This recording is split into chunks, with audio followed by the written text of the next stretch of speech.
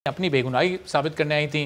जो साकिब निसार साहब की ऑडियो थी उससे मुताल्लिक वो प्रेस कॉन्फ्रेंस करने आई थी, लेकिन वो अपने ही डी में गोल कर गई आखिर में जाके, और जाहिर है उसके बाद फिर बात भी उसी से मुताल्लिक हो रही है। अब चूंकि आप भी उस वक्त अपोजिशन में थे जिस वक्त की उन्होंने बात की है अपने दौरे हुकूमत की, जो उन्होंने ऑडियो एडमिट की है, तो अब हुकूमत ने सही किया इस पर तहकीकाती कमेटी बना के इसकी एक साफ और शफाफ तहकीकात होनी चाहिए, चूँकि जाहिर है तकरीबन 10 अरब के फंड्स का मामला है।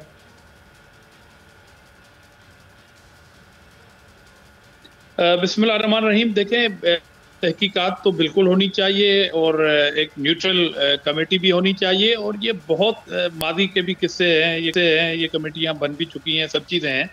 मगर उसके बावजूद देखें, मरियम नवाज पे एक इल्ज़ाम है हुकूमती तर्जुमानों का। एक तो इन्होंने तर्जुमानों की इतनी बड़ी एक लिस्ट बनाई हुई है और सबको ये ठपकी दी हुई है कि आप एक चीज़ जो है वो अगर गवर्नमेंट साइड की हो तो तर्जुमानों की एक लाइन लगी होती है। मेरे कहने का मकसद है कि 50 से ज्यादा लोग हैं, सिर्फ काबीना में 50 से ज्यादा लोग हैं। जी जी माशाल्लाह, और भी बरकत पड़ेगी, अभी तो इनका टेन्योर है, बरकत पड़ती रहेगी। और दूसरी बात सिर्फ ये है कि मरियम नवाज की बातों का जो उन्होंने एक एडमिट किया है कि जी उन्होंने एक बात कही थी। इशू ये है कि आपको दोनों साइड के इल्जामात के लिए एक न्यूट्रल कमेटी की जरूरत है। और इल्जाम अगर ये कहते हैं कि मरियम नवाज इल्जाम लगा रही हैं, और प्राइम मिनिस्टर साहब खुद कह रहे थे कल के मरियम नवाज जो है वो इल्जाम लगाती हैं कभी जुडिशरी पे कभी किस पे, तो आप क्या कर रहे हैं? मैं हुकूमत वक्त से पूछना चाहता हूँ कि आपने कहाँ पे सच बोला है, जरा कौम को बताएं कि इन बहरानों के अंदर ये एक या दो ऐसे मरहले थे जहां पर हमने बिल्कुल सच बात की है। सिवाय एक बात के कि आपने कहा था कि हम सुनामी लाएंगे और वो सुनामी आ चुकी है। ये इस सच के अलावा बाकी आपने सच कहीं भी नहीं बोला। तो पहली बात तो ये है कि जिन इदारों पे कौम को एतमाद भी है, सारे फर्द एक जैसे नहीं है, ज़ाहिरी इदारों के लिए एहतराम भी है, मगर इल्ज़ाम के ज़िद में वो सबका चीफ सरबराहान है उन इदारों के जिस पे कौम डिपेंड करती है, जो इंसाफ के इदारे हैं। तो ये बहुत ही एक बड़ा इस मुल्क में पहुंचान है और एक बहरान सी कैफियत पा चुकी है कि लोग अब कहाँ जाएंगे, किसकी बात को सच माने, किसकी बात को गलत माने। ये टॉक शो में कोई फैसला नहीं कर सकता। मिसाल के तौर पर PMLN कहेगी कि हुकूमत गलत बयानी से काम ले रही है, और हुकूमत का ट्रैक रिकॉर्ड ये है भी सही कि उन्होंने कहीं भी सच से काम नहीं लिया, कौम को हमेशा अंधेरों में रखा। और अभी 2 दिन पहले प्राइम मिनिस्टर कह रहे हैं कि मुल्क में पैसा नहीं है। मिसाल के तौर पर आप कह रहे हैं कि हमारे पास दोस्त ममालिक पड़ोसियों ने हमारी मदद की थी इमदाद के तौर पर, जब PTI आई, इसका बड़ा नाम था क्रेडिबिलिटी का। वो पैसे कहाँ गए? आपने कर्जा पाकिस्तान में सबसे ज्यादा लिया, वो पैसे कहाँ हैं? आपने कहा कि हमारे आते हुए करप्शन खत्म हो गई है सिस्टम में, तो वो भी पैसे आपके खजाने में आ चुके होंगे, वो कहाँ है? आपने कहा टैक्स कलेक्शन हमारी बहुत बेहतर हुई है, तो वो पैसे कहाँ हैं? अगर पैसे हैं तो फिर डॉलर उड़ान क्यों बढ़ रहा है? अगर साहब आप ये कह रहे हैं कि हुकूमत ने सच नहीं बोला और हुकूमत सच नहीं बोलती। अभी जमशेद साहब से मैं एक सवाल पूछता हूँ, देखता हूँ कि ये सच बोलते हैं नहीं बोलते, लेकिन उससे पहले 27 अक्टूबर 2017 का इमरान खान साहब का एक शॉट हमारे पास पड़ा हुआ है, जरा वो जमशेद इकबाल चीमा साहब को फिर उससे मुतालिक उनसे सवाल करते हैं, सुनाइएगा। तो 2017 का जब इख्तिताम हो रहा था चीमा साहब, तो हर पाकिस्तानी पे खान साहब ने बताया कि कर्जा था 1,20,000 रुपए। फिर जब 2018 में आप हुकूमत में आए तो बताया गया कि 1,44,000 रुपए कर्जा है।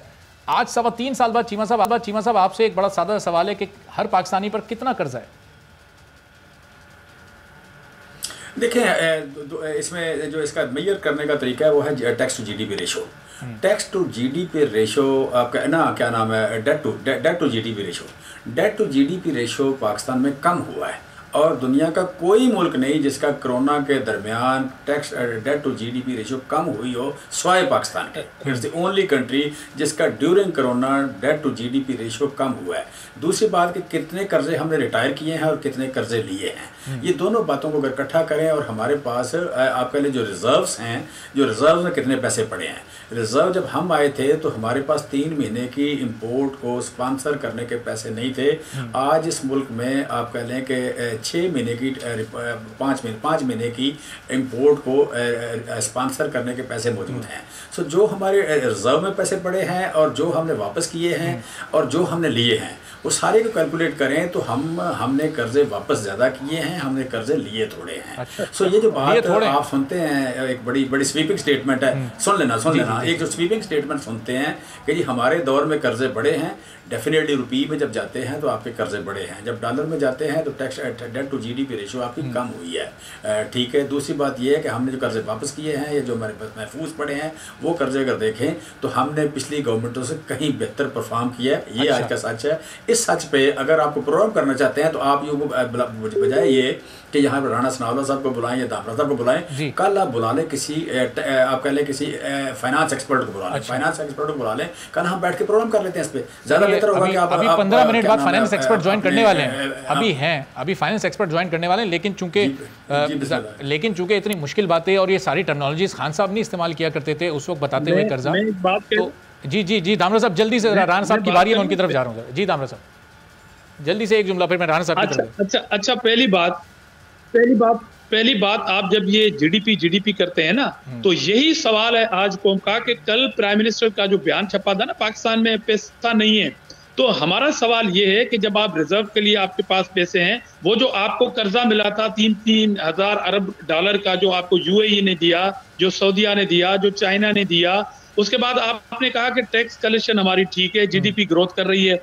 अगर जीडीपी ग्रोथ कर रही है तो महंगाई क्यों है मेरे भाईजान? कर्जा आपने सबसे ज्यादा लिया, इसलिए आप कह रहे हैं कि हमने महंगाई वाले सवाल का जमशेद साहब अपनी टर्न पर जवाब देंगे, लेकिन जमशेद साहब से सवाल ये था कि आज एक पाकिस्तानी कितना मकरूज है, उन्होंने तो जवाब नहीं दिया। मैं राणा साहब से जरा जानता हूं। मकसद है, इनकी जीडीपी का मकसद है गैस, डीजल, पेट्रोल की कीमतों में जो इजाफा हुआ है ना पाकिस्तान में, ये जीडीपी का ये क्रेडिट लेना चाहते हैं, वो तो हम आपको देते हैं, वाकई उसमें इंक्रीज हुई है। मैं आता हूं दामरा साहब आपकी तरफ से। राणा सनाउल्लाह साहब, आपके इल्म में है कि आज एक पाकिस्तानी कितना मकरूज है? चूंकि अभी 4 साल पुराना इमरान खान साहब का एक शॉर्ट हमने सुनाया, वो आपके दौर में 2017 में बता रहे थे कि एक पाकिस्तानी पर 1,20,000 रुपए कर्ज है। आज की तारीख में एक पाकिस्तानी पर कितना कर्जा है राणा साहब? देखिए, वो ये मुख्तलिफ फिगर जो है वो मीडिया में ही आ रही है। मैंने किसी अपने पार्टी के जो हमारे फाइनेंस को डील करते हैं, मैंने उनसे कंफर्म नहीं किया, लेकिन ये जितना भी हो, 2.25 लाख हो या 2 लाख हो, मुझे ये बताएं कि जिस 31 मई 2018 को ये कितना था और आज कितना है, उसके बाद फिर ये बात करें और ये बताएं। और फिर दूसरा ये है कि जो आम फहम बातें हैं, जो कोई यानी इकोनॉमी का एक्सपर्ट के अलावा भी मेरे जैसा बंदा भी कर सकता है, वो भाई जब ये अपोजिशन में था तो ये गला फाड़ के कहता था कि जी 1 रुपया अगर बढ़े, रुपया कम हो डॉलर के मुकाबले में, तो पता नहीं 100 अरब जो है वो 100 अरब डॉलर का जो है वो 1000 अरब बढ़ जाते हैं कर्जे पाकिस्तानी कौम पे कर्जे का। इससे बंदा पूछे वो कम से कम कोई 60-70 100 अरब डॉलर का कर्जा तो ये हजारों बनता है। तो ये तो तुमने जो है वो डाल दिया इस कौम के ऊपर, और फिर तुमने जो कमीशन बनाया था कि जी ये कर्जा सारा लेके खा गए हैं, उस कमीशन की रिपोर्ट किधर है?